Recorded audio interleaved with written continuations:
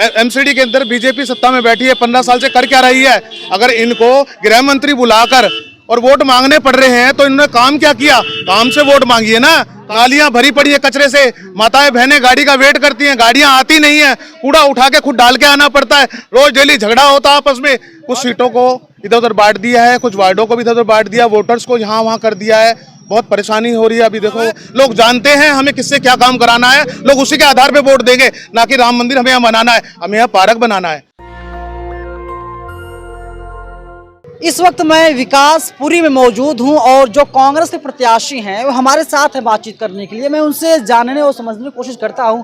बीते 15 सालों से एमसीडी पर बीजेपी कब्जा है, तो अगर वे प्रत्याशी बनते हैं तो किस तरीके से अपने वार्ड का विकास करेंगे? सर, यहाँ पर कौन कौन समस्याएं हैं? अगर आप चुनाव जीतते हैं तो उन सभी समस्याओं का समाधान कर दिया जाएगा। मैं पहले तो आपका धन्यवाद करता हूं, आपके माध्यम से मुझे ये बोलने का मौका मिल रहा है कि क्षेत्र की कितनी समस्याएं हैं वो आपको बताने की जरूरत नहीं है। अब मेरी निगाहों से आप देखोगे, सामने देख लो, पूरा कचरे से भरा हुआ है। 15 साल से एमसीडी है, 15 साल से कूड़े का ढेर वहाँ पड़ा है, आज तक सफाई व्यवस्था दुरुस्त नहीं है। पार्कों को देखो, पार्कों की हालत बेकार है, ये पार्क वीरान पड़े हैं, इनमें लोगों को घूमने के लिए सुविधा नहीं है, ना सड़कें हैं, ना नालियां सही है, रोड पूरे टूटे पड़े हैं। 15 साल से बीजेपी के पास सत्ता में बैठी है, एमसीडी के अंदर बीजेपी सत्ता में बैठी है, 15 साल से कर क्या रही है? अगर इनको गृह मंत्री बुलाकर और वोट मांगने पड़ रहे हैं तो इन्होंने काम क्या किया? काम से वोट मांगिए ना। काम तो किया ही नहीं इन्होंने, इनके गृह मंत्री को रोड पे आके वोट मांगना पड़ रहा है। ये तो प्रधानमंत्री से बड़ा इलेक्शन समझ रहे हैं इसको। इनको शर्म आनी चाहिए। पब्लिक कितनी परेशान है, त्रास है, नालियां भरी पड़ी है कचरे से, माताएं बहनें गाड़ी का वेट करती हैं, गाड़ियां आती नहीं है, कूड़ा उठा के खुद डाल के आना पड़ता है, रोज डेली झगड़ा होता है आपस में। वहां देखो, जाके खत्ते की हालत देखो, ये पार्क की हालत देखो, कोई प्ले ग्राउंड नहीं है, कोई सुविधा नहीं है, लेडीजों के लिए पेंशन व्यवस्था सब बंद है, कोई व्यवस्था नहीं है। आप हमें लाइए, हमें एक मौका दीजिए। कांग्रेस ने ये प्लाट दिए हैं, कांग्रेस ने व्यवस्था दी है जो इनसे सुचारू रूप से चलाई नहीं जा रही। कांग्रेस को एक मौका दीजिए और हम वादा करते हैं हर आदमी की समस्या का समाधान करेंगे। एक मौका हमें मिलना चाहिए। अब 15 साल का संन्यास खत्म होना चाहिए और बीजेपी को उखाड़ के फेंक दो इस बार। भाइयों बहनों, मैं आपसे यही प्रार्थना करना चाहता हूं, जो काम नहीं कर सकते, निकम्मे हैं, उन निकम्मों को दूर फेंको। लेकिन और यही बात तो आम आदमी पार्टी भी कह रही है। बीजेपी 15 सालों से है, आम आदमी पार्टी को लाइए। अगर आम आदमी पार्टी ने काम किया होता, ये आपके सामने देख लो, सुचारू सामने है। डीडीए किसके अंडर आता है? एमएलए साहब के अंडर। एमएलए साहब कहाँ गायब है? ये व्यवस्था दिखाए। एमएलए साहब के अंडर में नहीं, ये व्यवस्था उसी के अंडर आता है, ये पार्क डीडीए के अंडर आता है। जमीन जो है, जो डीडीए है, वो केंद्र सरकार के अंडर में है। जो भी जो पार्क व्यवस्था है वो बीजेपी के हाथ में आती है, एमसीडी के हाथ में आती है। लाइन बिल्कुल ब्लॉकेज है, पानी गंदा है। लाइन आम आदमी पार्टी माताओं बहनों से पूछो, पानी की लाइन ए ब्लॉक के अंदर जुड़वाई है। महेंद्र यादव जी खड़े तमाशा देख रहे थे, वो एक कार्य को कर नहीं पाए। जनता फ्लैट में जाके पूछे मेरी माताओं बहनों से, उनसे बोला गया महेंद्र यादव जी बिल पास कराना पड़ेगा, टेंडर पास कराना पड़ेगा। मैंने रात को 3 बजे उठ के और वहां पे 3 बजे लाइन जुड़वाई है। जाके गवाह है वहां के लोग, वहां से पता कीजिए आप। एक आम कार्यकर्ता होने के नाते, एक सोशल वर्कर होने के नाते, जो क्षेत्र में मैंने काम किए हैं उसे भुलाया नहीं जा सकता। इसलिए इस क्षेत्र की सारी जनता मेरे साथ है, मुझे किसी का कोई डर नहीं है। इस बार कांग्रेस बहुत जोर से यहाँ आ रही है और आम आदमी और झाड़ू का, बीजेपी का पत्ता साफ होने वाला है। सच जो है बाहर निकल जाता है। सर, क्या सच साफ निकल जाता है? हम तो सत्ता में कहीं है ही नहीं। अबे हमें लाओगे तभी तो हम करेंगे। 15 साल से तो बीजेपी बैठी है। लेकिन बड़ी चुनौती ये भी है ना, आम आदमी पार्टी कह रही है कि वे लोग 150 सीटें लाने जा रहे हैं और कह रहे हैं हम 500 लाने जा रहे हैं 250 में से। उनका कहने से क्या होता है?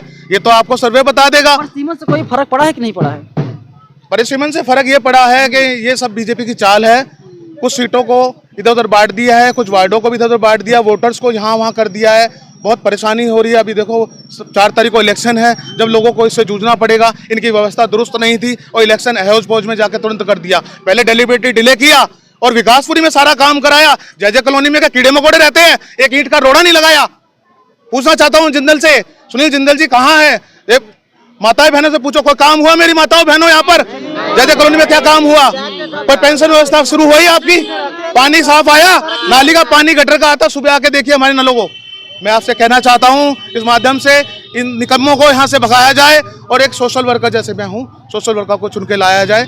पार्टी ने भी इस बार एक आम कार्यकर्ता को बुलाकर टिकट दिया है।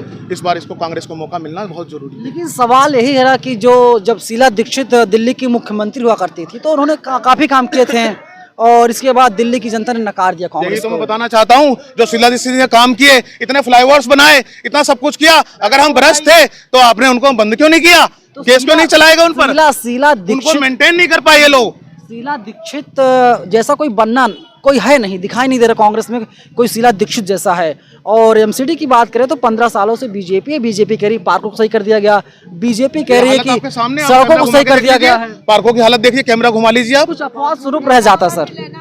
अपराध स्वरूप कोई से पार्क मुझे बता दिए अच्छा है? ये पूरी कॉलोनी ए से बी से सी से काली बस्ती से लेकर कहीं भी देख लो, कोई एक पार्क बता दो अच्छा है, मैं अपने कैमरे चलता उनके हूँ। पास हिंदू मुसलमान का काट है, हिंदू मुसलमान कर रहे हैं। हिंदू मुस्लिम की राजनीति करते हैं और धर्म को बांटते हैं, लोगों को बांटते हैं और कुछ नहीं करते इसके अलावा। चुनाव उसी से जीत जाएंगे सर वे लोग तो।